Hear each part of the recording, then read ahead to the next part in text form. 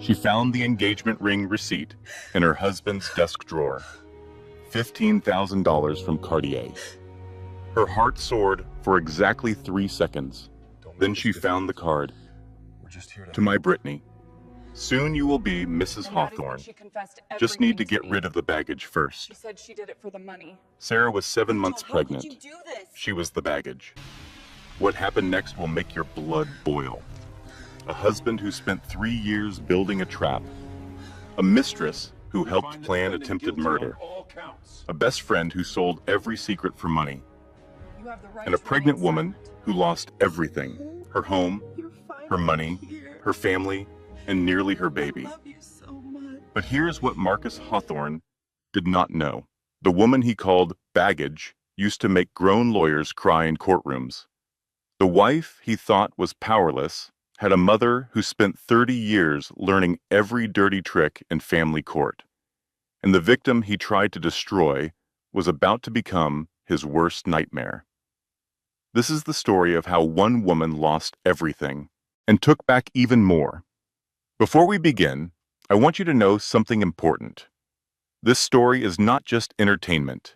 It contains real warning signs of financial abuse, real legal strategies for protecting yourself, and real resources if you ever find yourself in a similar situation.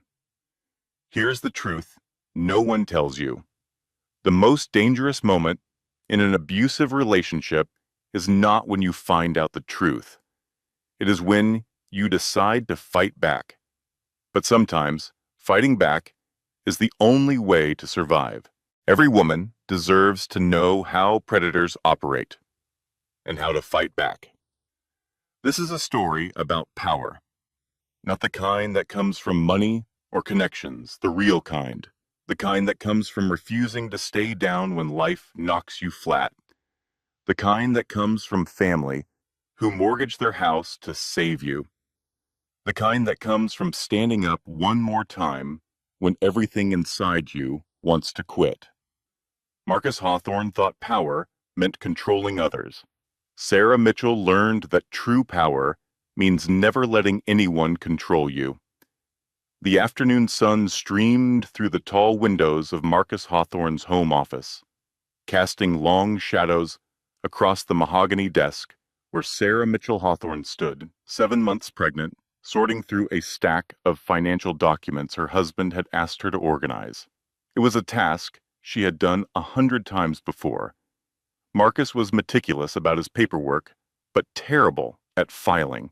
Every quarter, he would dump a pile of receipts, contracts, and correspondence on his desk and ask Sarah to put them in order. She never minded. It made her feel useful, connected to the business empire her husband had built.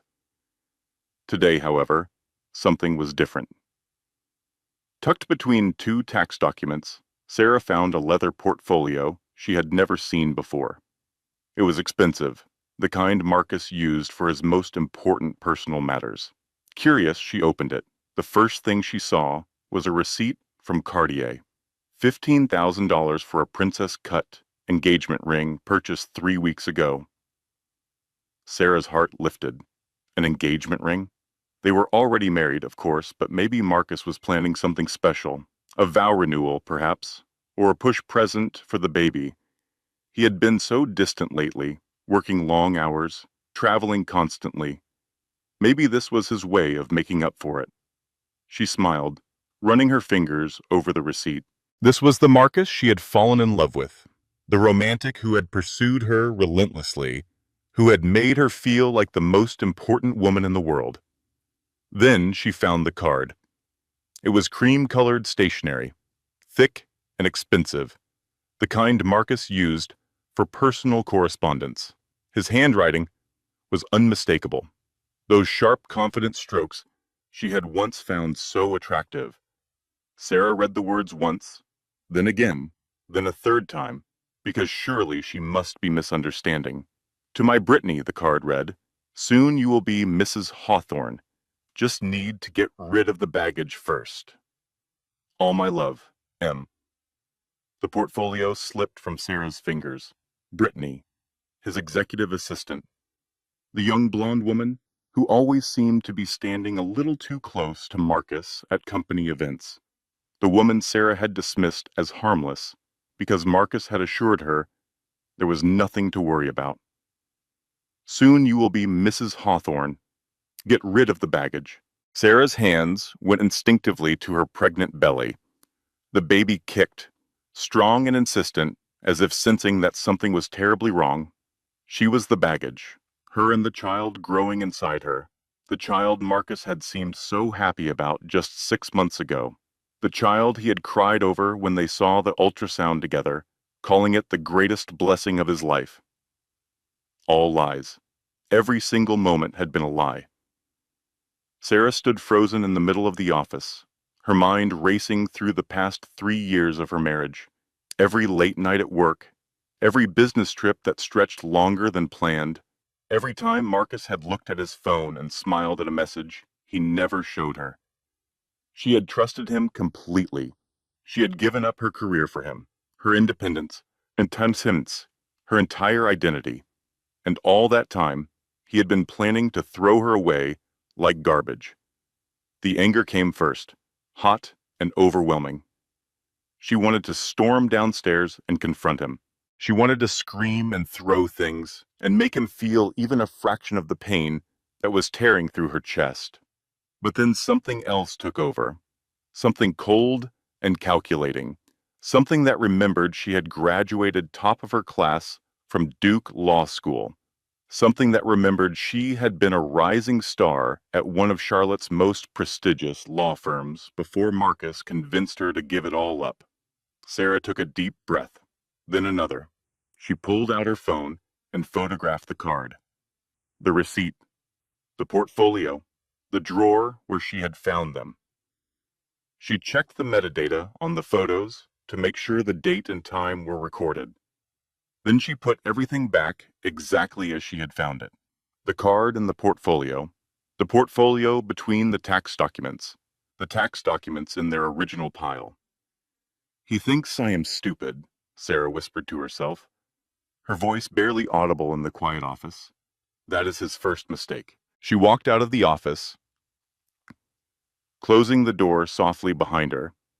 She moved through the penthouse apartment that had been her home for 3 years, seeing it now with different eyes. The expensive furniture Marcus had chosen without consulting her. The art on the walls that she had never liked but learned to tolerate. The nursery she had spent months decorating for a baby her husband apparently never intended to raise. All of it was a lie. A beautiful, elaborate lie designed to keep her compliant and controlled, while Marcus lived his real life somewhere else. Sarah stopped in front of the full-length mirror in the master bedroom. She looked at herself, really looked, for the first time in months. A pregnant woman in expensive maternity clothes, living in a penthouse she did not own, married to a man who was planning to discard her like yesterday's newspaper. How had she let this happen? How had she, Sarah Mitchell, the woman who had once made opposing counsel cry in depositions, become so blind? But there was no time for self-pity. Self-pity was a luxury she could not afford. She needed to think, to plan, to prepare for the war that was coming. Because there was going to be a war. Marcus might not know it yet, but he had just made the biggest mistake of his life. Her phone buzzed with a text message. It was from her mother, Maggie. Saw Marcus leaving early this morning. That man always did look like a weasel in a suit. Everything okay, sweetheart? Despite everything, Sarah almost laughed. Her mother had never liked Marcus. From the very first dinner, Maggie Mitchell had watched him with suspicious eyes, asking pointed questions about his previous relationships and his business practices. Sarah had dismissed her concerns as overprotectiveness. She had accused her mother of being unable to let go, of not trusting her judgment. She owed her mother an apology, a massive one. Sarah typed back a careful response. Everything is fine, Mom. Talk soon. Love you. It was a lie, but a necessary one.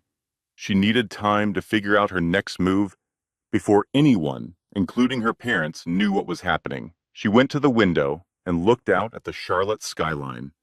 Somewhere in one of those gleaming office towers, Marcus was probably with Brittany right now, planning their future, laughing about the stupid pregnant wife who had no idea what was coming. But Sarah knew now, and knowledge was power. The question was what to do with it. She could confront Marcus immediately, but that would give him time to prepare. He would hire lawyers, hide assets, build a case against her before she had a chance to defend herself. She could leave quietly, but where would she go? She had no income, no savings in her own name, no recent work history. Everything she had belonged to Marcus, legally speaking. Or she could do what she had been trained to do, build a case, gather evidence, document everything, and when the time was right, strike with overwhelming force. Sarah placed her hand on her belly, feeling her daughter kick. "I am going to protect you," she promised silently, "no matter what it takes, no matter what I have to do. Your father thinks he can throw us away, but he has no idea who he is dealing with." She turned away from the window and began to plan. 3 years earlier, Sarah Mitchell had been living her best life. She was an associate attorney at Morrison and Webb, one of Charlotte's oldest and most respected law firms. Her specialty was corporate litigation, the kind of high-stakes battle where millions of dollars and company futures hung in the balance. She was good at it, more than good. She was exceptional. Her colleagues called her the closer because she had a gift for finding the weakness in any case and exploiting it mercilessly. Defense attorneys dreaded seeing her name on opposing counsel lists. Partners fought over who got to have her on their teams. At 29 years old, Sarah Mitchell was on the fast track to partnership. She had a corner office with a view, a salary that let her live comfortably, and a future that gleamed with possibility. Then she met Marcus Hawthorne. It was at a charity gala for the Children's Hospital, one of those glittering events where Charlotte's elite gathered to write checks and be seen. Sarah was there, representing her firm, making small talk with potential clients, when a tall man in an impeccable suit appeared at her elbow. "I have been watching you all evening," he said, his voice low and confident. "You're the most interesting person in this room, and I would very much like to know why." It was a line, obviously, but there was something about the way he delivered it, something that made it feel genuine rather than rehearsed. And when Sarah turned to look at him, she felt something shift in her chest. Marcus Hawthorne was handsome in that polished way that came with money and good breeding. 40 years old, with silver streaks at his temples that made him look distinguished rather than aged, blue eyes that seemed to see right through her, a smile that promised adventure and danger in equal measure. He was exactly the kind of man Sarah had always told herself she would never fall for. Too smooth, too practiced, too good to be true. But that night, standing in a room full of Charlotte's most powerful people, Marcus made her feel like she was the only person who mattered. He asked questions about her work and actually listened to the answers. He made her laugh with self-deprecating stories about his own failures. He looked at her just like she was a puzzle he wanted to spend a lifetime solving. By the end of the evening, Sarah had given him her number. By the end of the week, they had gone on their first date. By the end of the month, she was falling in love. The courtship was intense and overwhelming. Marcus pursued her with a single-minded focus that took her breath away. Flowers delivered to her office every Monday. Surprise weekend trips to New York and Miami. Intimate dinners at restaurants where the waiting list was measured in months. He introduced her to a world she had only read about. Private jets, and exclusive clubs, galas, where she rubbed elbows with senators and celebrities, a lifestyle that made her comfortable existence seem almost quaint by comparison. And through it all, Marcus treated her like a queen. He remembered every detail she mentioned, every preference she expressed. He anticipated her needs before she even knew she had them. He made her feel cherished and protected and adored. Looking back now, Sarah could see the warning signs she had missed. The way Marcus subtly criticized her friends, making her spend less time with them. The way he suggested she was working too hard, planting seeds of doubt about her career. The way he positioned himself as her savior, the one person who truly understood and appreciated her. But at the time, blinded by love and attention, Sarah saw none of it. They were married after a year of dating in an intimate ceremony at the Hawthorne family estate. Sarah's parents attended, her mother tight-lipped and concerned, her father trying to be supportive despite his own reservations. "You do not have to do this," Maggie had whispered before the ceremony. "If you have any doubts at all, we can leave right now." No questions asked, Sarah had laughed and hugged her mother. "I love him, Mom. He makes me happy. I know you are worried, but I promise you, Marcus is a good man." Those words haunted her now. The changes started slowly after the wedding. Marcus began suggesting that Sarah cut back her hours at work. She was tired all the time, he said, stressed. She deserved to enjoy life after working so hard for so long. Then the suggestions became more pointed. Why did she need to work at all? Marcus made more than enough money for both of them. She could relax, pursue hobbies, focus on them as a couple. Was not that more important than some corporate law firm? Sarah resisted at first. Her career was important to her. Her independence was important to her. But Marcus was persistent, and he was persuasive. And eventually, she found herself agreeing to take a leave of absence. Just temporarily, she told herself. Just until she figured out what she really wanted. The leave of absence became permanent. Sarah told herself she was happy. She had time to read, to exercise, to decorate the penthouse exactly the way she wanted. She had time to be the perfect wife, to support Marcus in his business endeavors, to build a life together. But somewhere along the way, she stopped being Sarah Mitchell. She became Mrs. Marcus Hawthorne, an accessory, a decoration, a possession. She did not notice when her name disappeared from their joint accounts. Did not question when Marcus took over handling all their finances. Did not protest when he suggested she did not need her own credit cards, her own bank statements, her own financial independence. By the time she realized what had happened, it was too late. She had no money of her own, no career to fall back on, no identity separate from the man she had married.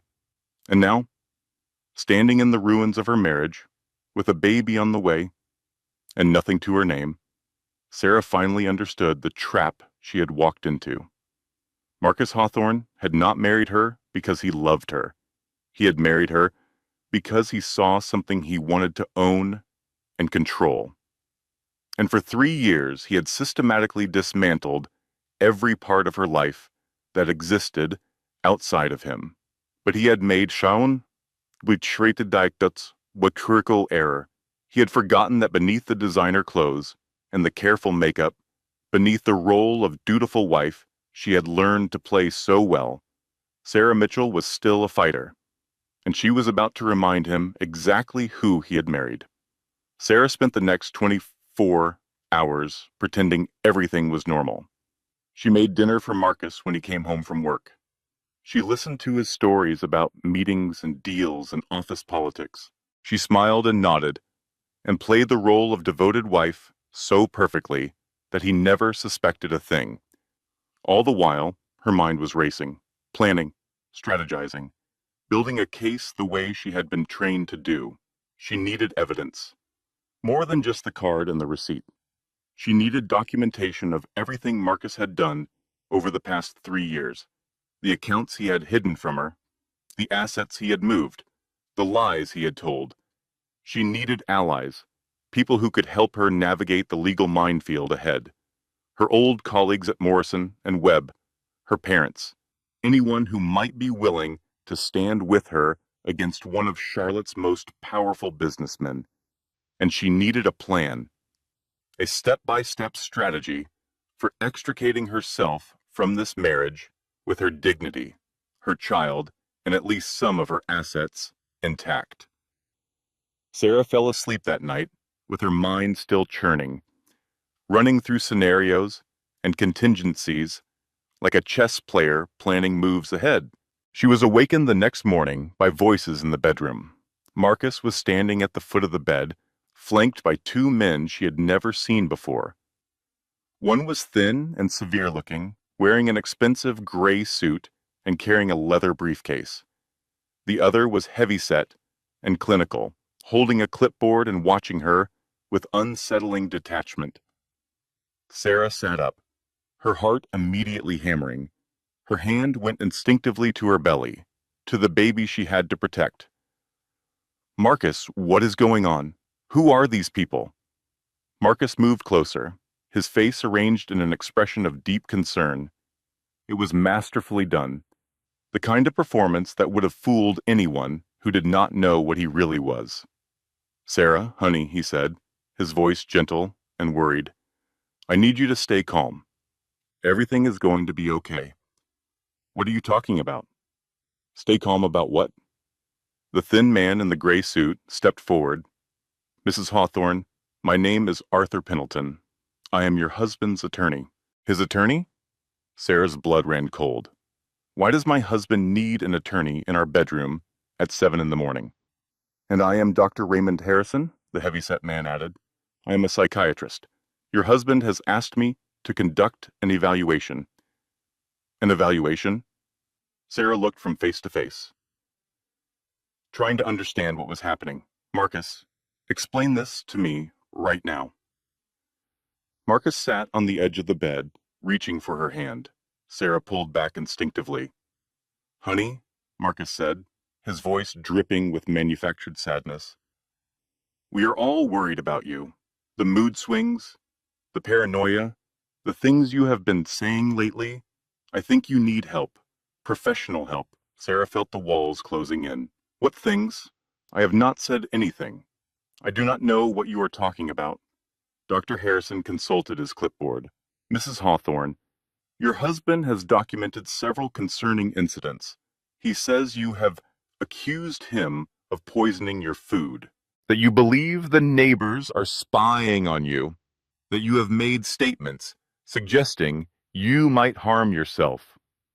Every word was a lie. Sarah had never said any of those things, but she understood now exactly what was happening. Marcus had been planning this for months. While she was organizing his files and decorating the nursery and playing the dutiful wife, he had been building a case against her, telling friends she was unstable, documenting normal pregnancy emotions as evidence of mental illness, setting the stage for exactly this moment. That is not true, Sarah said, fighting to keep her voice steady. None of that is true. I never said any of those things. Marcus, why are you lying? Marcus shook his head sadly. See, this is exactly what I mean. The denial, the anger, the inability to accept reality. He looked at Dr. Harrison. You can see it yourself, doctor. She is not well. Dr. Harrison nodded slowly. Mrs. Hawthorne, I understand this must be confusing and frightening, but I am here to help. If you will just answer a few questions. No. Sarah threw back the covers and stood up, ignoring the vulnerability of her pregnant body in a thin nightgown.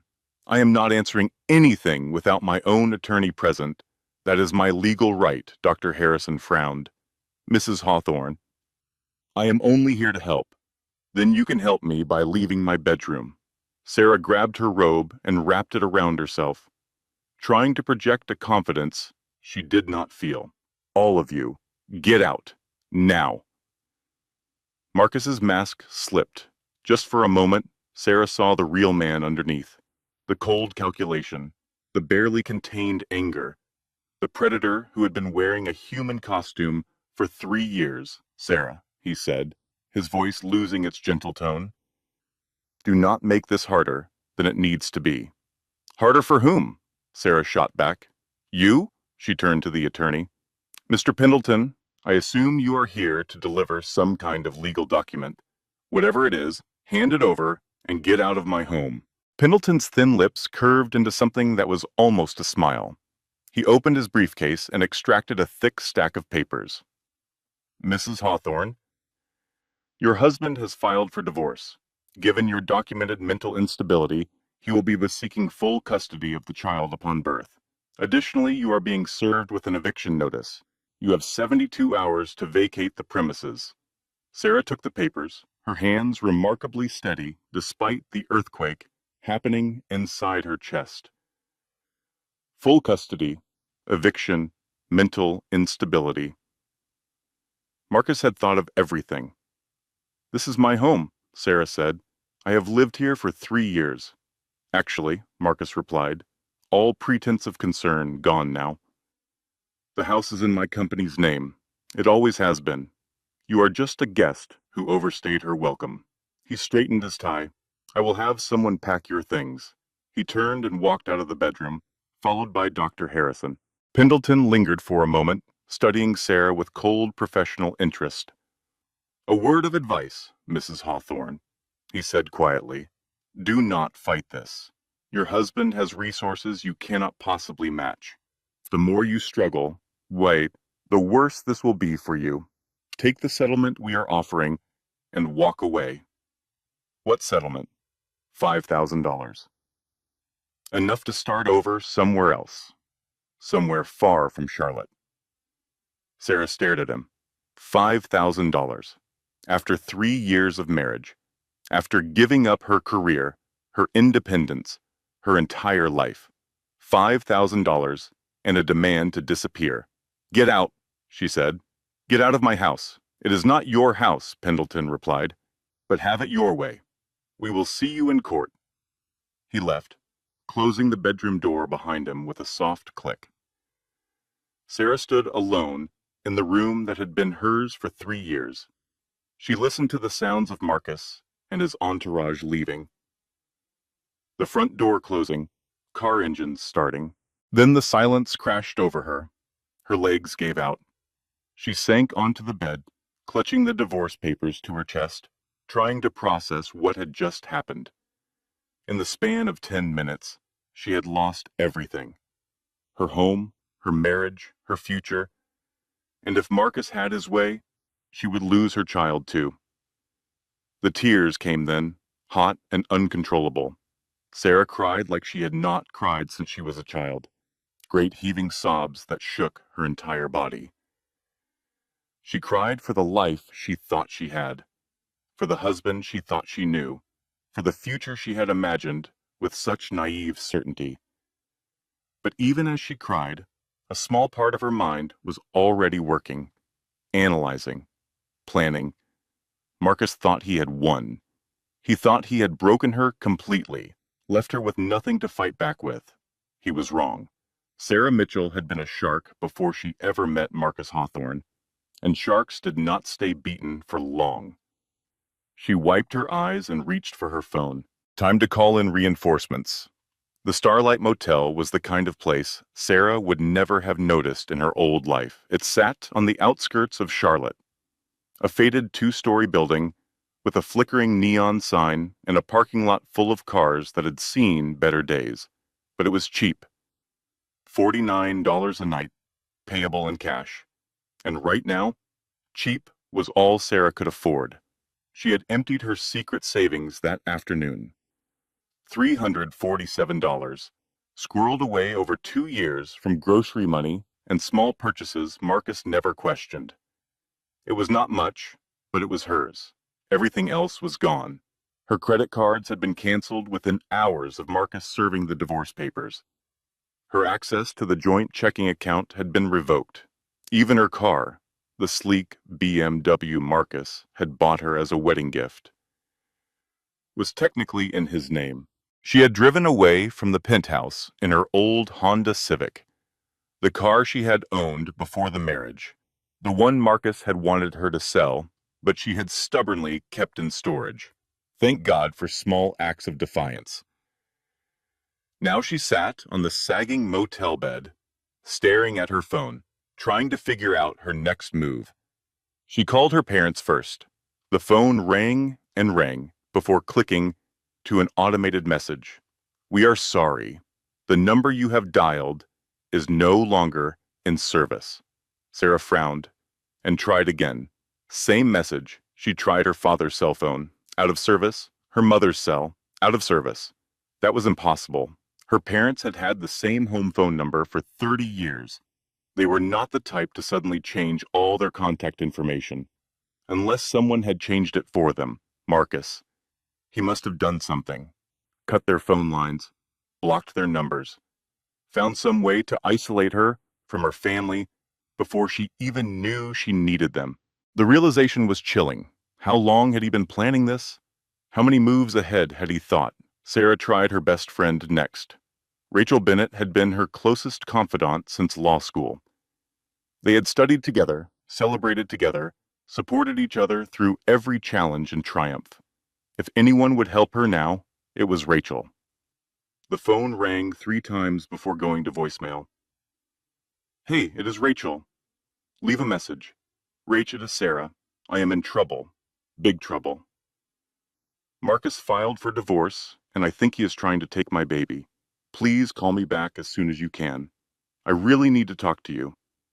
She hung up and waited. 5 minutes. 10, 30, no call back. She tried again. Voicemail. She sent a text. Rachel, please, it is urgent. No response. Sarah told herself not to panic. Rachel was probably busy. In court or in a meeting. She would call back soon. But the silence stretched on, and the knot in Sarah's stomach grew tighter. She tried her old law firm next. Morrison and Webb had been her professional home for 5 years. Surely someone there would help her. The receptionist's voice was cool and professional. Morrison and Webb, how may I direct your call? This is Sarah Mitchell. Sarah Hawthorne. I used to work there. I need to speak to someone about legal representation. It is an emergency. May I ask what this is regarding? Divorce. Custody dispute. I need help. There was a long pause. Please hold. Sarah waited. 1 minute. 3. 5. The hold music was relentlessly cheerful, completely at odds with the dread building in her chest. Finally, the receptionist returned.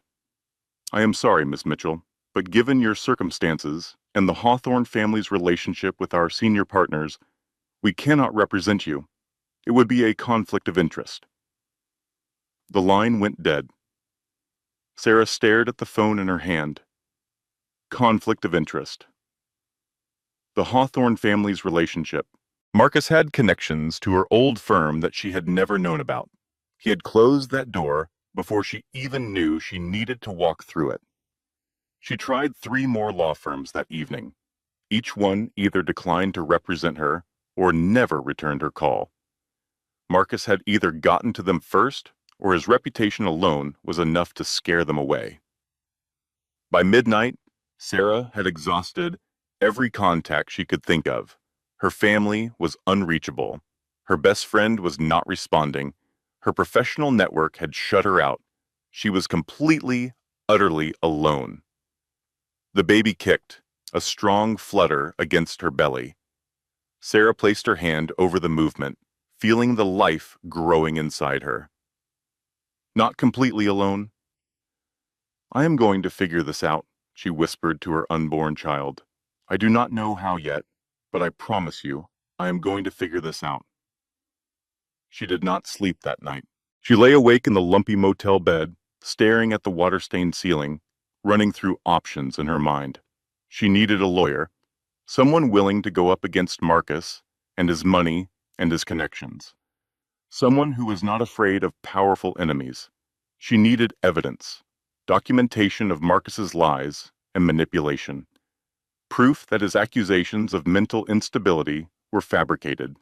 She needed money, enough to survive until she could get back on her feet, enough to pay for legal representation, enough to build a life for her and her baby. She had none of those things, not yet, but she was going to get them. The next morning, Sarah dragged herself to the legal aid office downtown. If she could not afford a private attorney, maybe she could get help from the court. The waiting room was crowded with people who looked as desperate as she felt. Single mothers with crying children, elderly people with stacks of paperwork, young men with haunted eyes. The room smelled of stress and stale coffee and fading hope. Sarah took a number and waited. 3 hours later, her name was finally called. The public defender assigned to her case was named David Reynolds. He looked like he was barely out of law school. His suit was slightly too big, his tie was crooked, and his hands trembled slightly as he reviewed her paperwork. "Mrs. Hawthorne," David said, his voice cracking with nervousness, "I have to be honest with you. Your husband has retained Whitmore and Associates. They are the most expensive family law firm in the state. They have never lost a custody case." Sarah felt her heart sink. "What are my chances?" David could not meet her eyes. "He is claiming you are mentally unstable. He has a psychiatrist's evaluation supporting that claim. He has statements from multiple witnesses saying you have exhibited erratic and paranoid behavior. Those are lies," Sarah said firmly. "That evaluation was conducted by a man who spent 5 minutes with me. Those witness statements are from people Marcus has bribed or manipulated. I believe you." David finally looked up at her, and she saw genuine sympathy in his young face. "But Mrs. Hawthorne, believing you and proving it in court are two very different things. Your husband has resources we cannot match. He has connections we cannot touch. And the judge assigned to your case has a history of siding with fathers in custody disputes. What are you saying? That I should give up?" David hesitated. "There is something else you should know." He pushed a document across the table. "Your husband has filed a motion to have your baby taken into protective custody immediately upon birth. He is arguing that your mental state makes you a danger to your own child." The room tilted. Sarah gripped the edge of the table to steady herself. "They cannot do that," she whispered. "They cannot just take my baby. They can petition for it." David's voice was gentle but honest. "Whether they succeed depends on the judge. And given everything your husband has already put in place, the odds are not in your favor." Sarah walked out of the legal aid office in a daze. She found herself in a small park across the street, sitting on a weathered bench, watching children play on a rusted swing set. 7 months pregnant. $300 to her name. No job, no home, no family, no legal resources, and a husband who was determined to destroy her completely. How had her life fallen apart so quickly? How had she gone from a successful attorney with a bright future to a homeless pregnant woman with nothing? The questions swirled in her mind, but no answers came. Only the growing certainty that she was utterly, completely beaten. An old man shuffled over and sat down on the bench next to her. He was weathered and worn, his clothes faded and patched, his face lined with years of hard living. "Rough day?" he asked. Sarah almost laughed. "The worst day of my life." He nodded sagely, like he had heard similar stories 1,000 times. "Family court? How did you know? That look. Seen it more times than I can count." The man reached into a worn plastic bag and pulled out half a sandwich wrapped in a napkin. "Lost my own kids 20 years ago. Wife had better lawyers." He held out the sandwich. "You hungry? Looks like you are eating for two." Sarah's pride wanted to refuse, but she had not eaten all day, and the baby was kicking insistently. She took the sandwich. "Thank you." They sat in silence for a few minutes, watching the children play. You gonna fight? The man asked finally. Sarah shook her head. With what? I have nothing. No money, no lawyer, no one who can help me. Neither do I. But I am still here. The man stood up, gathering his plastic bag. Listen, lady, I have seen a lot of people come through this park over the years, all of them going through hell of one kind or another. The ones who make it are not the ones with the most money or the best lawyers. They are the ones who refuse to quit. He started to shuffle away, then stopped and looked back. That baby is going to need a mama. You going to be there for it, or you going to let the bastards win? He disappeared down the path before Sarah could answer. She sat there until the sun began to set, thinking about what he had said, about fighting, about refusing to quit, about being there for her child. The bastards were not going to win, not if she had anything to say about it. Her phone buzzed. An unknown number. Sarah answered without thinking. Sarah? Oh, thank God. It was her mother's voice, frantic and relieved, and slightly tearful. Baby, I have been trying to reach you for 2 days. Someone cut our phone lines. Your father had to drive to the neighbor's house just to make this call. Mom? The tears came suddenly, unexpectedly. Mom, I am in so much trouble. I know, sweetheart. I know everything. Maggie Mitchell's voice hardened into something fierce and protective. That weasel husband of yours thought he could cut you off from your family. He has no idea who he is dealing with. Mom, he is taking everything. He is trying to take my baby. Listen to me, Sarah. I was a family court paralegal for 30 years. I know every dirty trick in the book, and I know how to beat them.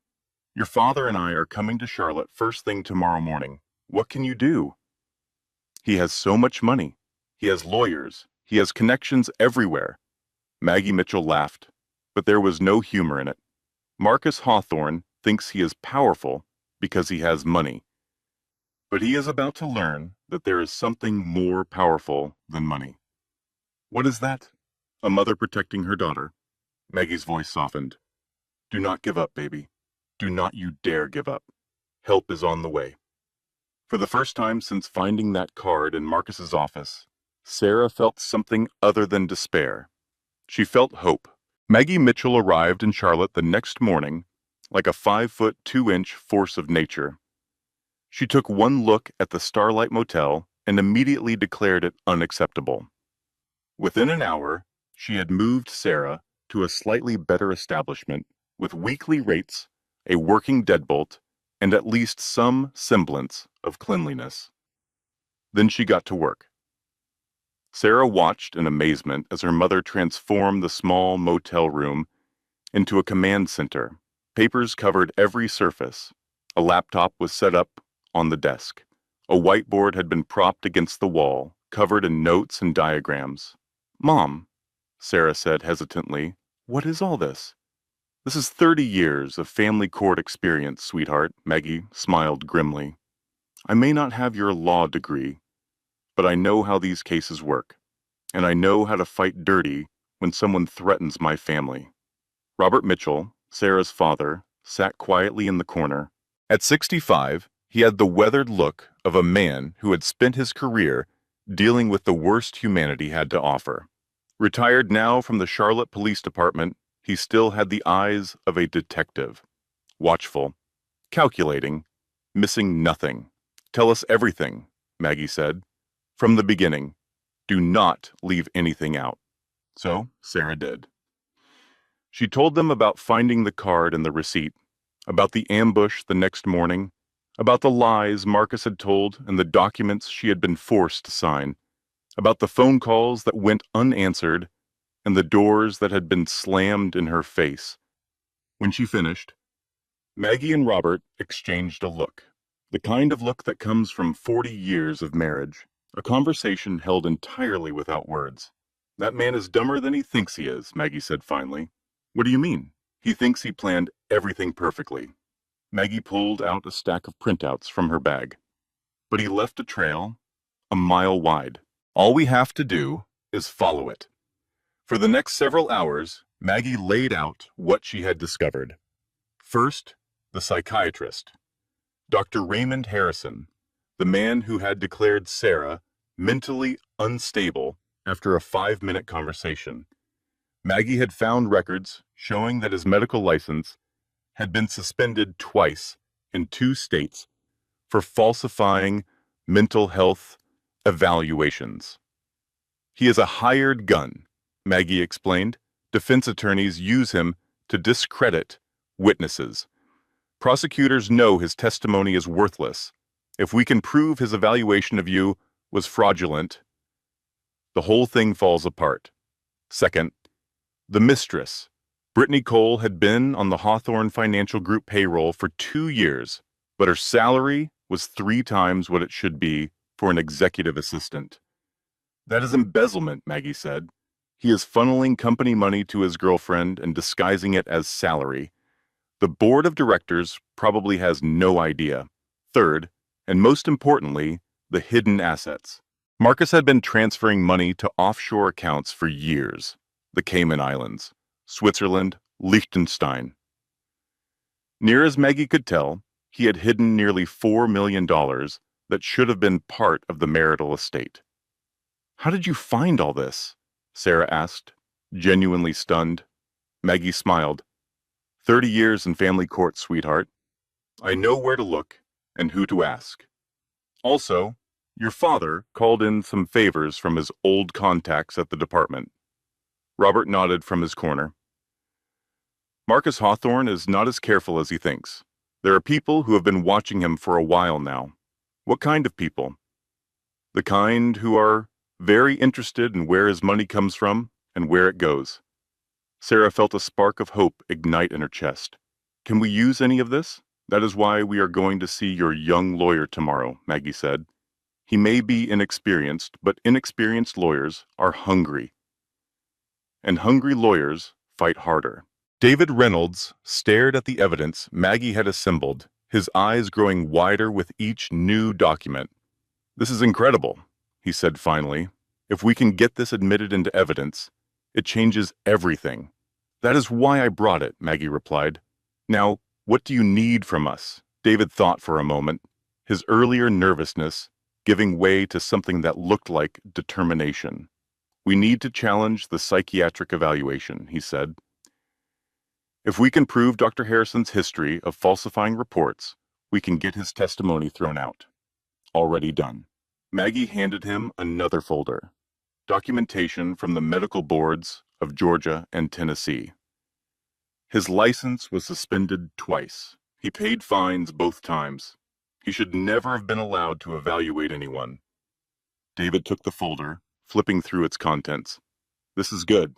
This is really good. What else? Sarah asked.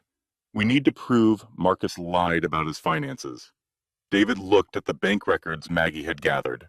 If we can show he hid assets, we can argue the entire divorce filing is fraudulent, and we can request a forensic audit of everything he owns. How long will that take? Depends on the judge. But with this evidence, we have grounds to request an emergency hearing. He looked at Sarah. Mrs. Hawthorne, I have to be honest with you. I have never handled a case this complicated before. But I have also never seen evidence this strong.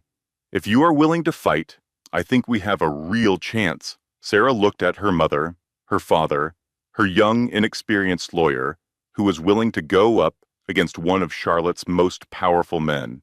I am willing to fight, she said. Let us do this. The preliminary hearing was held 2 weeks later. Sarah walked into the courtroom flanked by her parents, her heart pounding, but her mind clear. Marcus was already seated at the plaintiff's table, surrounded by expensive lawyers. He looked at Sarah with undisguised contempt, clearly expecting this to be nothing more than a formality. He did not notice Maggie Mitchell in the gallery, watching him with the intensity of a hawk watching its prey. David stood before the judge, his voice steady and confident. Your Honor, we move to have the psychiatric evaluation of Mrs. Hawthorne declared inadmissible. The doctor who conducted this evaluation, Dr. Raymond Harrison, has had his medical license suspended twice for falsifying mental health assessments. We have documentation from the medical boards of Georgia and Tennessee. Marcus's lead attorney shot to his feet. Your Honor, this is irrelevant. Dr. Harrison is a respected professional who has been sanctioned multiple times for exactly what he is accused of doing in this case, David countered, manufacturing false diagnoses for whoever pays him the most. The judge reviewed the documents, his expression darkening with each page. Mr. Pendleton, were you aware of Dr. Harrison's disciplinary history when you retained him? Marcus's attorney hesitated a moment too long. We relied on his credentials as presented, Your Honor. His credentials as presented were fraudulent. The judge set the papers down firmly. The psychiatric evaluation is inadmissible.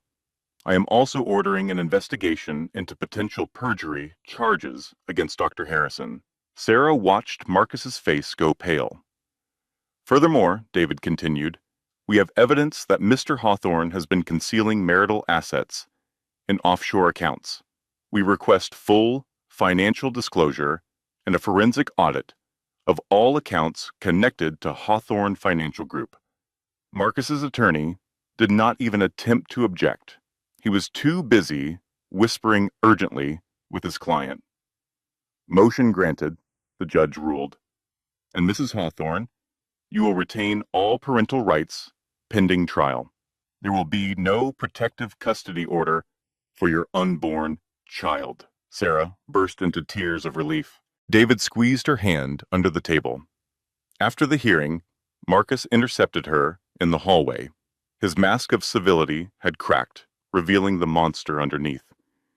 You think this changes anything? He hissed. You are nothing, Sarah. A nobody from nowhere. I built an empire while you were folding laundry. This is far from over. Sarah looked at the man she had wasted 3 years of her life on. She felt no fear anymore, only cold, clear determination. You are right, Marcus. This is far from over. And when it is, you will wish you had just let me go. She walked away, leaving him standing in the courthouse corridor with his expensive lawyers and his impotent rage. In the car, Maggie handed Sarah a small white box. What is this? Cupcake. Maggie grinned. Bought it this morning. I knew we were going to win. Mom, we need to save money. Sweetheart, victory tastes better with frosting. That is just science. For the first time in weeks, Sarah laughed. But neither of them knew that the battle had only just begun, and Marcus Hawthorne had weapons in his arsenal that they had not even begun to imagine. 1 week after their courtroom victory, Sarah arrived at the courthouse for a routine status hearing. She was feeling confident. The morning sickness had finally passed. The baby was healthy, according to her latest checkup. And for the first time in months, she could see a future where she and her child might actually be okay. Then she walked into the courtroom, and her entire world shattered. Rachel Bennett was sitting at Marcus's table. Sarah froze in the doorway, unable to process what she was seeing. Rachel, her best friend since law school. Rachel, who had been her maid of honor at the wedding. Rachel, who she had confided in through every struggle and heartbreak of the past 3 years. Rachel, who had not returned a single phone call since this nightmare began. Rachel? Sarah's voice came out cracked and broken. What are you doing over there? Rachel would not meet her eyes. Marcus's attorney rose smoothly from his seat. Your Honor, we would like to introduce our new co-counsel, Ms. Rachel Bennett. She is also prepared to give testimony regarding Mrs. Hawthorne's character and mental state. New co-counsel, testimony. Character and mental state. Sarah understood then. She understood everything. Rachel had been working for Marcus all along. The hearing proceeded like a waking nightmare. Rachel took the stand, her face carefully blank, and delivered testimony that was designed to destroy Sarah completely. Sarah has always been emotionally unstable, Rachel said, her voice flat and rehearsed. In college, she had a complete breakdown during finals week. She has talked about harming herself on multiple occasions. She once told me she was not sure she was ready to be a mother. She said she was afraid she would hurt her baby. Every word was a knife. These were things Sarah had shared in private, vulnerable moments. The stress of law school exams, which everyone felt. The normal doubts every pregnant woman experiences. Confidences shared with a trusted friend now twisted into weapons. You are lying. Sarah was on her feet before she knew it. I trusted you. How could you do this? Mrs. Hawthorne, the judge said sharply, sit down immediately, or I will hold you in contempt. David pulled her back into her chair. She was shaking so badly she could barely stay upright. The testimony continued for another 20 minutes. Rachel painted a picture of a woman who was unstable, unreliable, potentially dangerous. Everything was either a complete fabrication or a truth warped beyond recognition. When it was finally over, Sarah felt hollowed out, empty, like Rachel had reached inside her and scooped out everything that made her human. David caught up with her in the hallway after the hearing. His face was grim. I found out what happened, he said quietly. Marcus has been paying off Rachel's law school debt. $180,000. In exchange, she has been feeding him information about you for months. Months? Sarah felt like she might vomit. How long? Since before you found the card. Since before any of this started. She was reporting everything. Every conversation. Every text. Every strategy we discussed. He knew every move before we made it. Sarah leaned against the wall, her legs threatening to give out. She was supposed to be my friend. My best friend. David was silent. There was nothing he could say. Maggie appeared, her face dark with fury. That woman is going to rot in hell for what she did. Mom, Sarah whispered, I do not know if I can do this anymore. Everyone I trusted, everyone I thought was on my side, they have all been bought or manipulated. I have nothing left. Maggie grabbed her daughter's shoulders, forcing Sarah to look at her. You have us. You have David. You have that baby inside you who needs her mother to keep fighting. You are not nothing, Sarah. You are a Mitchell, and Mitchells do not quit. But Sarah could not respond. The betrayal was too complete, too devastating to process. She went back to her motel room alone that night, sat on the bed, stared at her phone, every text message she had ever sent to Rachel, every tearful phone call, every secret she had shared in a moment of vulnerability. All of it had been reported back to Marcus. All of it had been used to build a case against her. I have no one, Sarah whispered to the empty room. Everyone I trusted has been bought or blocked. I am completely alone. Her hands went to her belly. The baby kicked, strong and insistent, almost alone. She lay down on the bed, curling protectively around her unborn child, and cried herself to sleep. The temporary custody hearing was held 2 weeks after Rachel's betrayal. Sarah walked into the courtroom knowing she was fighting an uphill battle, but she had not realized how steep that hill would be. Marcus's team presented their case with surgical precision. Rachel's testimony about Sarah's mental instability. Bank records showing Sarah had less than $200 in her account. Documentation proving she was living in a budget motel. Expert witnesses who questioned whether a woman in her circumstances could possibly provide adequate care for a newborn. Your Honor, Marcus's attorney argued, Mrs. Hawthorne cannot provide a stable environment for a child. She has no permanent housing, no income, no support system. The child would be at risk. David fought back with everything he had, but it was like trying to hold back a flood with a paper cup. Every argument was countered. Every piece of evidence was dismissed or diminished. The machinery of Marcus's wealth and influence ground forward relentlessly. Then Marcus took the stand. He cried, actually cried, or produced a convincing enough imitation that even Sarah found herself momentarily wondering if the emotion was real. Your Honor, Marcus said, his voice breaking with manufactured sorrow. I love my wife. I have always loved her. All I wanted was to help her, to get her the treatment she needs.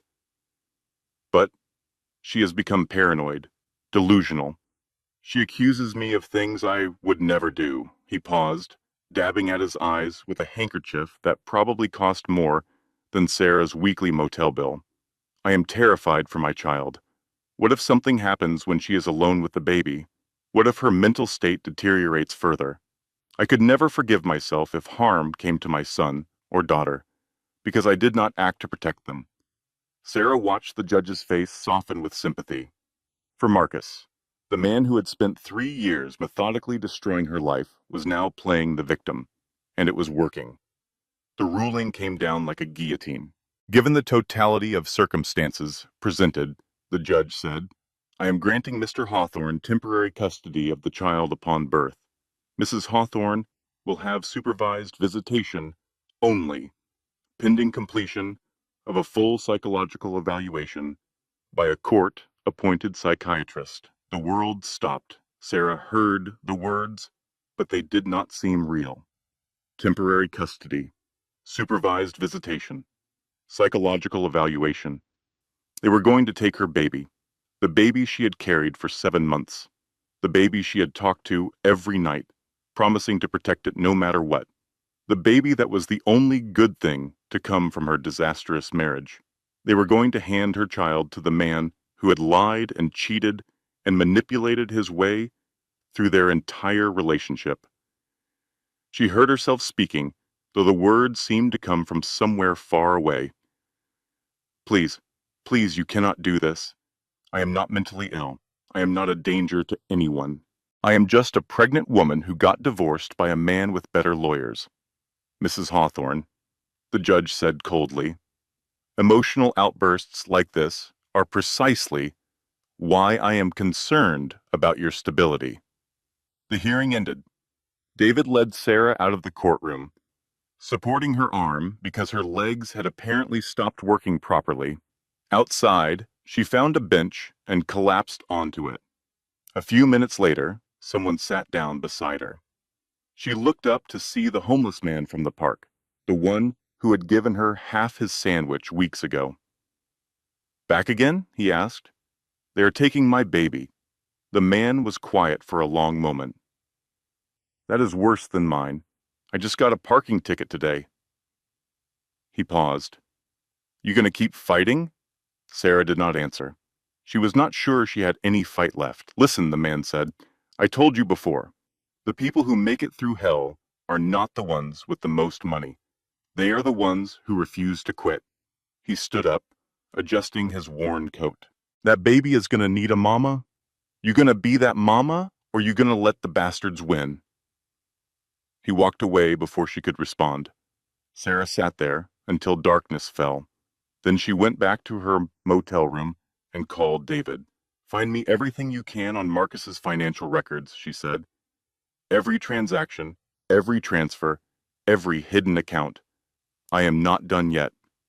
Sarah, David said hesitantly, after today, I am not sure what else we can do. I am a lawyer, David, and I am about to be a mother. I have a case to build and a child to protect. So no, I am not giving up. I am getting started. There was a long pause on the other end of the line. All right, David said finally. Let us see what we can find. Sarah threw herself into building her case with a ferocity that surprised everyone, including herself.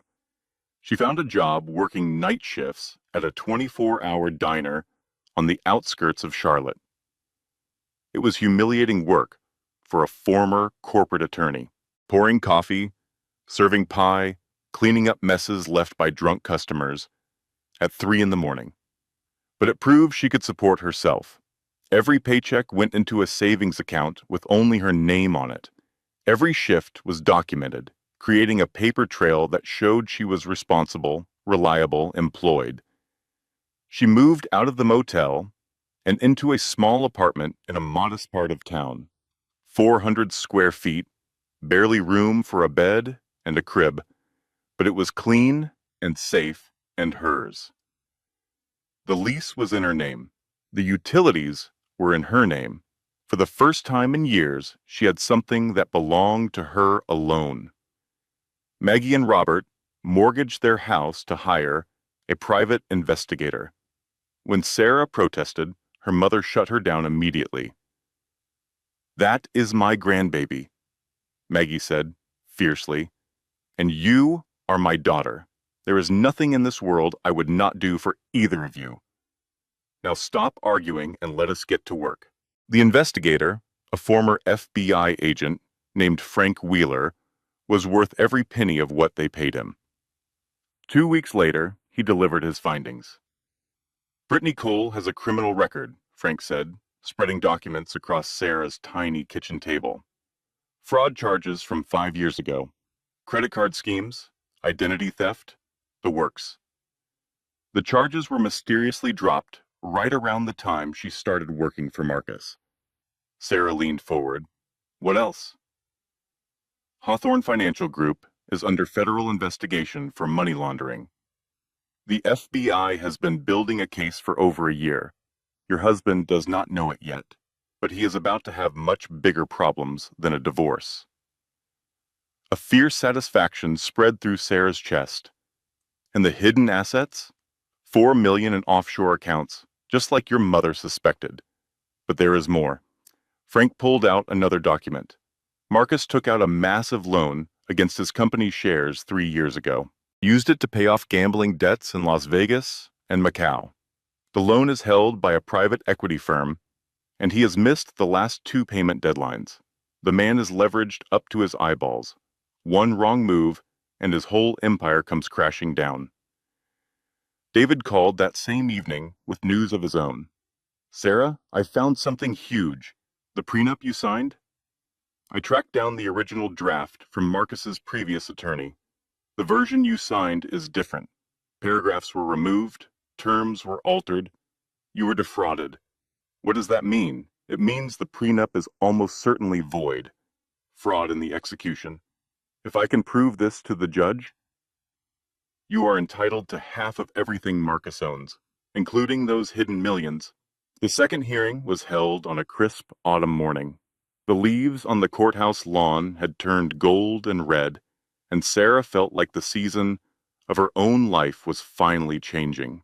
David presented the evidence of the fraudulent prenup with methodical precision. He exposed the hidden offshore accounts with damning documentation. He revealed Brittany's criminal history and her suspicious salary, painting a picture of systematic corruption. The judge's expression grew darker with each new revelation. "Mr. Hawthorne," the judge said, "you testified under oath that you had fully disclosed all marital assets. Are you now telling this court that you have $4 million in offshore accounts that were never declared?" Marcus had gone pale. His expensive attorneys were huddled together, whispering frantically, searching for an escape route that did not exist. "Your Honor," Marcus's lead attorney stammered, "we would like to request a continuance to address these new allegations." Denied. The judge turned to Sarah. "Mrs. Hawthorne, I am reversing my temporary custody order. You will retain custody of your child upon birth. Furthermore, I am ordering a full forensic audit of Mr. Hawthorne's finances." Sarah burst into tears of relief. That evening, Maggie and Robert took her out for dinner at a real restaurant. The first nice meal she had eaten in months. Robert raised his glass. "To my daughter, the toughest woman I know." Maggie clinked her glass against his. "And to my grandbaby, who is going to have one hell of a story to tell someday." Sarah looked at her parents, at David, who had become a true friend, at the evidence they had gathered through sheer determination and hard work. For the first time in months, She felt like everything might actually be okay. She should have known better. 3 days after her courtroom victory, Sarah was walking to her car after finishing her shift at the diner. It was nearly midnight. The parking lot was almost empty, illuminated only by a few flickering streetlights. She did not see the black SUV until it was too late. It came out of nowhere, no headlights. Engine roaring. Moving fast, too fast. Sarah dove to the side instinctively, but the vehicle still clipped her. She spun through the air, her body curling protectively around her pregnant belly, and crashed into a parked car. She hit the ground hard. Pain exploded through her side, her arm, her head. And then, worse than any of that, she felt something shift inside her. The baby. Help! She screamed. Someone help me! The SUV peeled away, tires screeching, disappearing into the night. Sarah lay on the cold asphalt, watching its taillights vanish. Feeling warm wetness spreading beneath her, she was bleeding. The ambulance arrived within 10 minutes.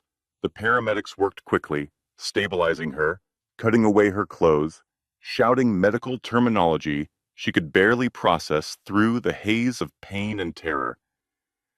By the time they reached the emergency room, it was clear that the baby was in distress. They prepped her for an emergency cesarean section. The last thing Sarah saw before the anesthesia pulled her under was a team of doctors and nurses moving with desperate urgency. "Please," she whispered, "save my baby." She woke up alone. The room was dim and quiet, filled with the soft beeping of monitors. Sarah's hand went immediately to her stomach, finding bandages and an unfamiliar flatness where her baby had been. Panic seized her heart. My baby. Where is my baby? A nurse appeared at her bedside, her face carefully composed. "Mrs. Hawthorne, please try to stay calm. Your daughter was born at 34 weeks. She is small, but she is alive. She is in the NICU. A daughter. Sarah had a daughter. I need to see her." The nurse hesitated. "Mrs. Hawthorne, there are some people who need to speak with you first." A detective entered the room. His face was grim, his eyes sharp and assessing. "Ma'am, I am Detective Morrison. We reviewed the security footage from the diner parking lot. That SUV was waiting for you. It was parked in a dark corner for over an hour before you came out. When you appeared, it pulled out and accelerated directly toward you." Sarah's blood went cold. It was not an accident. No, ma'am. It was attempted murder. "Marcus." "We cannot prove that connection yet," the detective admitted. "The license plates on the SUV were stolen. We are working on tracking down the vehicle and the driver. But you should know that you are lucky to be alive." After the detective left, Sarah was finally allowed to see her daughter. The baby was so small, so impossibly small. She lay in an incubator in the NICU, hooked up to monitors and tubes, her tiny chest rising and falling with each labored breath. "She is a fighter," a nurse said gently, "just like her mama." Sarah pressed her hand against the glass, tears streaming down her face. "I am so sorry," she whispered. "I am so sorry I could not protect you." 2 days later, while Sarah was still recovering from surgery, Marcus struck again. His attorneys filed an emergency motion claiming Sarah was medically incapacitated and could not provide adequate care for a newborn. But that was not the worst part. A hospital administrator appeared in Sarah's room, looking uncomfortable. "Mrs. Hawthorne, we need to discuss your toxicology results." "My what?" "Your blood work from when you were admitted. It showed traces of opioids." Sarah stared at her. "That is impossible. I have not taken any drugs. I do not even take aspirin when I have a headache." The administrator shifted uncomfortably. "The results are what they are. Given the circumstances, we were required to report them to the court." Sarah understood then. Someone had drugged her. Someone had put something in her IV, or slipped something into her food, or found some other way to make sure those chemicals appeared in her blood. Marcus. It had to be Marcus, or someone working for him. At an emergency hearing held in a hospital conference room, Marcus's attorneys presented the toxicology report as evidence that Sarah was unfit to be a mother. The judge, faced with medical documentation he could not ignore, had no choice. Given the medical circumstances, I am placing the infant in temporary custody of the father until Mrs. Hawthorne can demonstrate that she is fully recovered and substance-free. They took her baby from the NICU. Sarah screamed. She screamed until the nurses sedated her, until the darkness pulled her under, until she could not feel anything anymore. When she woke, she was alone in an empty hospital room. Her daughter was gone. Her body was broken, and no one believed her. Sarah was released from the hospital a week later. She returned to her tiny apartment, sat down in front of the empty crib, and stared at nothing. Everything had been taken from her. Her baby was with Marcus. Her job had fired her for missing too many shifts. Her parents' house was in foreclosure because of all the money they had spent on investigators and legal fees. David had stopped returning her calls, not because he had abandoned her, but because he had nothing left to offer. He was a young public defender with limited resources, going up against an army of high-powered attorneys. He had fought hard, but there was only so much one person could do. Maybe he is right, Sarah thought, staring at the empty crib. Maybe I am not strong enough. Maybe my daughter would be better off without me.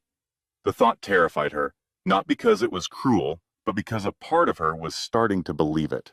She sat there for hours, lost in a despair so deep it felt like drowning. Then her phone rang. Unknown number. She almost did not answer. But something made her reach out, made her swipe the screen. Mrs. Hawthorne? The voice was cultured and controlled, vaguely familiar. My name is Caroline Ashford. I am, Marcus's mother. Sarah's grip tightened on the phone. What do you want? Before you hang up, let me tell you something. I know my son tried to kill you. I know he had someone drug you in the hospital, and I know exactly where the evidence is to prove it. Silence stretched between them.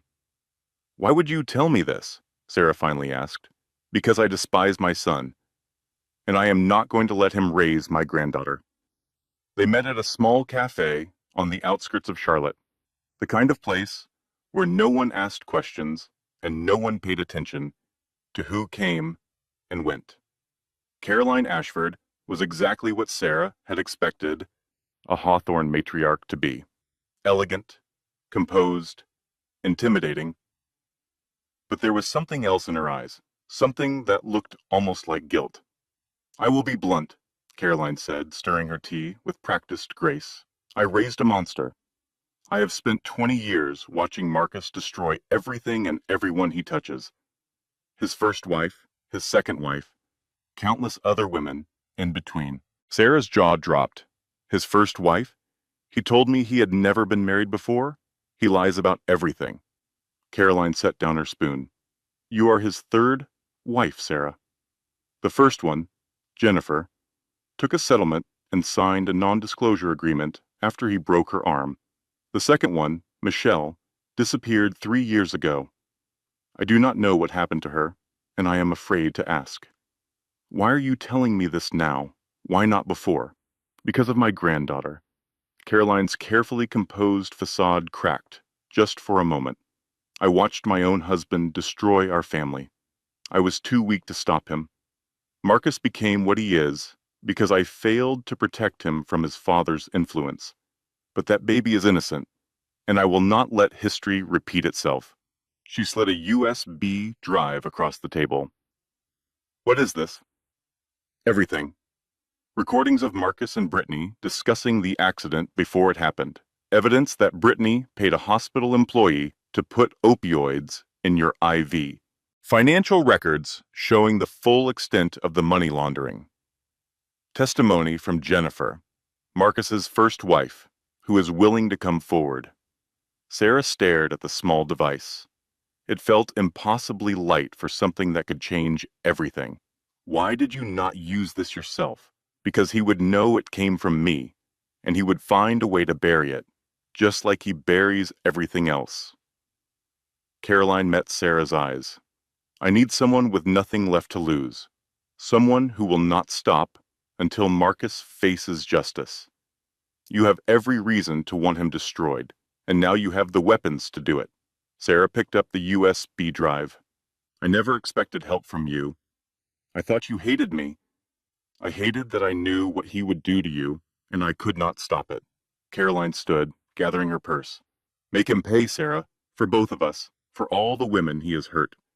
And most importantly, for that little girl who deserves better than Marcus Hawthorne as a father. That night, Sarah gathered her team in her tiny apartment.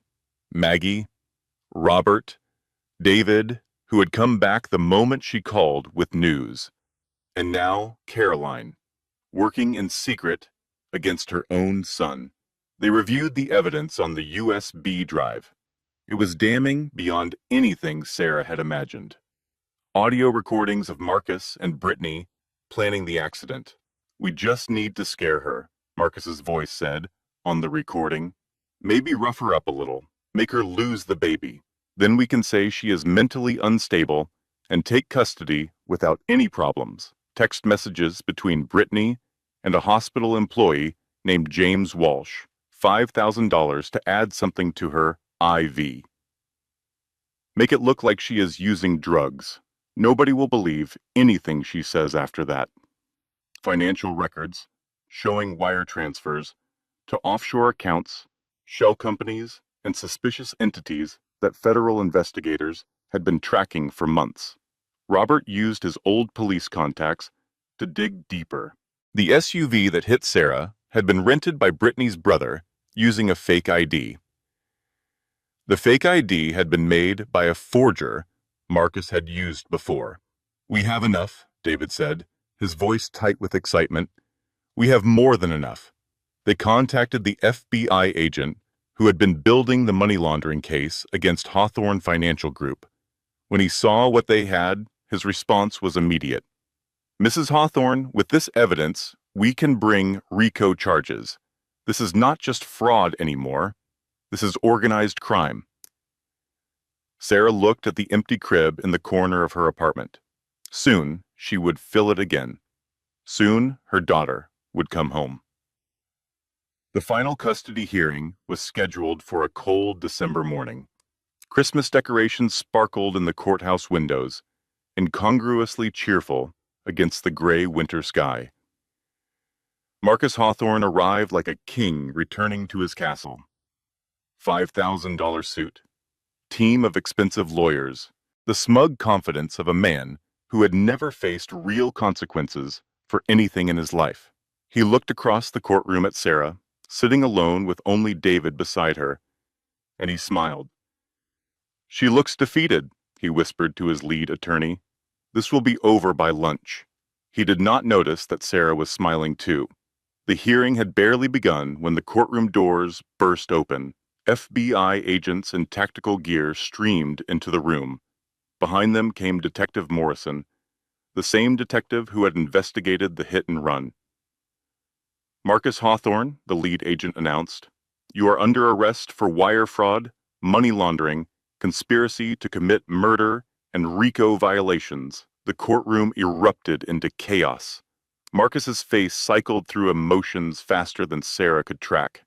Confusion, disbelief, fear, rage. This is a mistake, he sputtered. I have done nothing wrong. This is all lies.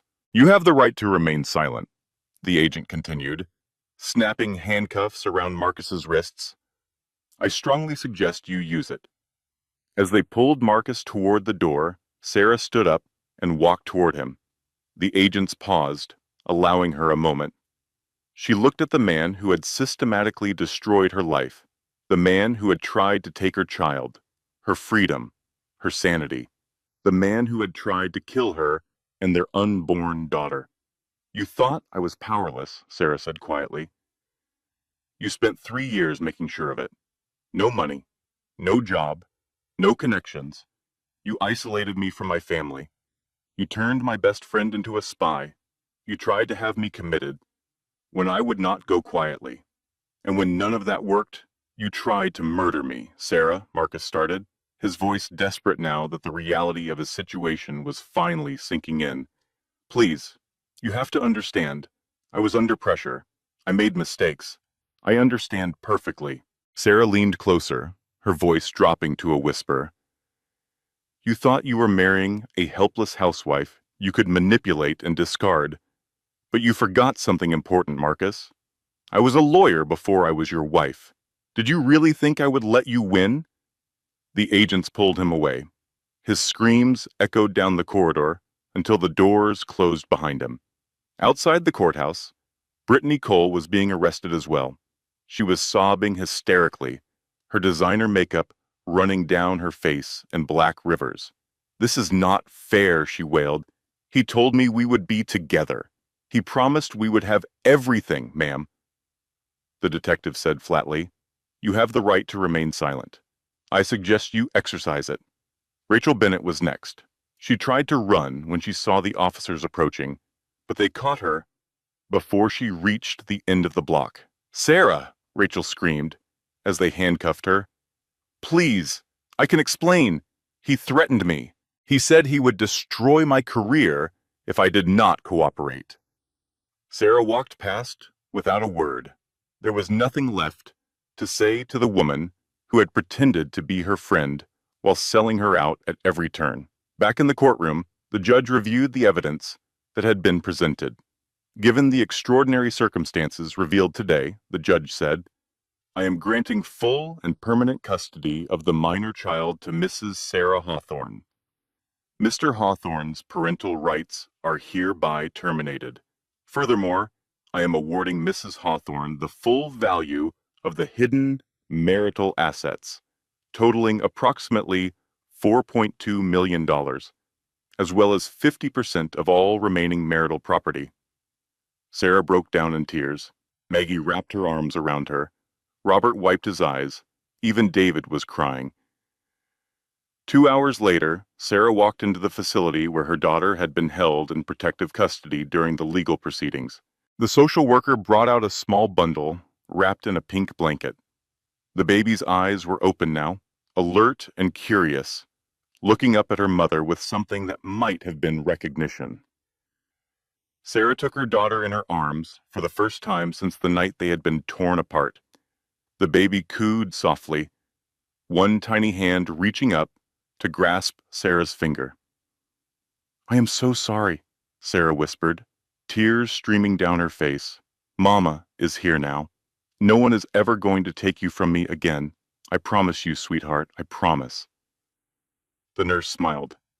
What is her name? Sarah thought about everything that had brought them to this moment.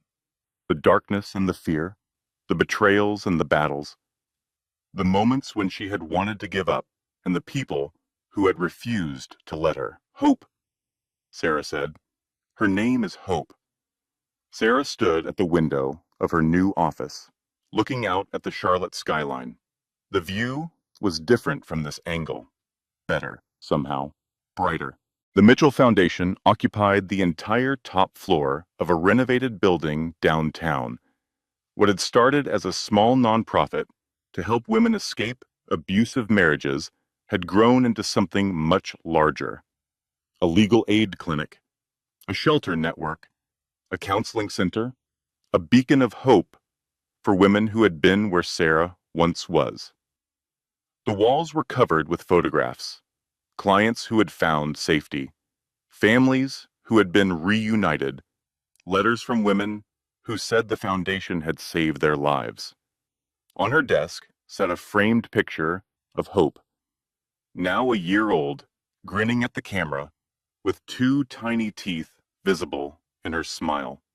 She was healthy and happy and completely unaware of the nightmare that had preceded her birth.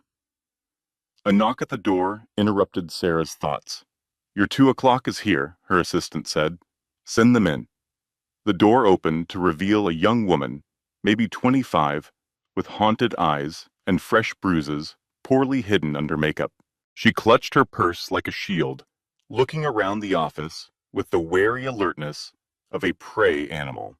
Sarah crossed the room and took both of the woman's hands in her own. "You are safe here," she said gently. "Whatever you need, whatever has happened, we are going to help you. I promise." The woman burst into tears. Later that afternoon, Caroline Ashford arrived for her weekly visit with Hope. The relationship between Sarah and her former mother-in-law had become something neither of them expected. Not quite friendship, but something like respect. A shared understanding of what Marcus truly was, and a shared commitment to making sure Hope never knew that darkness. "Your mother is on television again," Caroline said, nodding toward the small screen in the corner of the office. Sarah turned to see Maggie Mitchell being interviewed on a national morning show, discussing resources for domestic abuse survivors. Her mother had become something of a celebrity, the fierce grandmother who had helped take down a criminal empire. "She is going to be more famous than me," Sarah laughed. "She deserves it." Caroline smiled. She raised a fighter. The door opened again. David Reynolds walked in, carrying a stack of files. He had changed in the past year. No longer the nervous young public defender she had met in that cramped legal aid office. Now he was the Foundation's chief legal counsel, confident and capable, leading a team of attorneys who had adopted Sarah's philosophy of fighting for the underdogs. "The Hawthorne case is officially closed," David said. "All appeals denied. Final sentencing confirmed. How long? 25 years. No possibility of parole." David set down the files. He will be an old man before he sees the outside of a prison cell. If he survives that long. "What do you mean?" David hesitated. "There have been some incidents. Apparently, the criminal organization Marcus was laundering money for is not happy about losing their financial conduit. He has been transferred to protective custody 3 times already." Sarah felt nothing. No satisfaction, no pity, just a distant awareness that the man who had nearly destroyed her life was now reaping exactly what he had sown. "And the others?" "Brittany Cole got 15 years for conspiracy and fraud. She is currently in a federal facility in West Virginia. Rachel Bennett got 5 years for obstruction of justice and perjury. She is already trying to negotiate a reduced sentence in exchange for testimony against some of Marcus's other associates." Sarah nodded slowly. "Then it really is over." "It is over," David confirmed. "You won." After everyone had left, Sarah sat alone in her office as the sun set over Charlotte. Hope was at home with a nanny, probably eating something she was not supposed to, and making a mess of her high chair. Sarah thought about the woman she had been 2 years ago, a prisoner in a gilded cage, isolated and controlled, so beaten down that she had forgotten who she really was. She thought about the woman she had become, a mother, a lawyer, a fighter, an advocate for women who had no one else to fight for them. The journey between those 2 women had been the hardest thing she had ever done. There had been moments when she wanted to give up, moments when the darkness seemed too deep to escape, moments when she had believed the lies Marcus told about her, believed that she truly was worthless and broken and beyond saving. But she had kept fighting, and she had won. Her phone buzzed with a text from her mother. "Coming over for dinner tonight? Hope misses her grandma." Sarah smiled and typed back, "Would not miss it for the world." She gathered her things and headed for the door, pausing to look at the plaque that hung in the lobby of the Mitchell Foundation. "They thought she was powerless," it read. They were wrong. Outside, the evening air was cool and clean.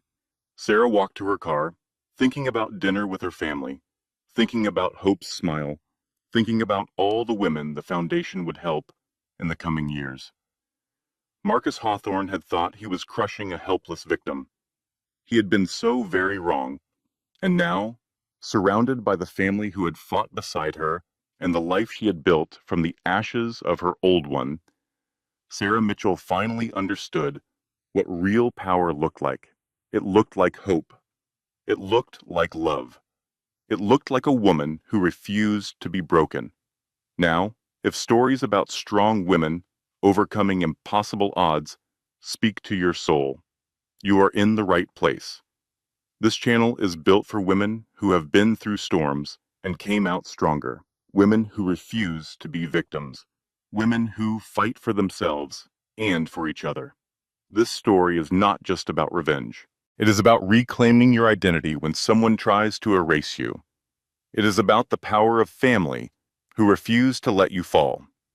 And it is proof that the people who underestimate you always regret it. If you are going through something similar, remember this. You are not broken. You are not weak. You are just not finished fighting yet. If that sounds like you or someone you want to become, hit that subscribe button and join our community. We release new stories every week.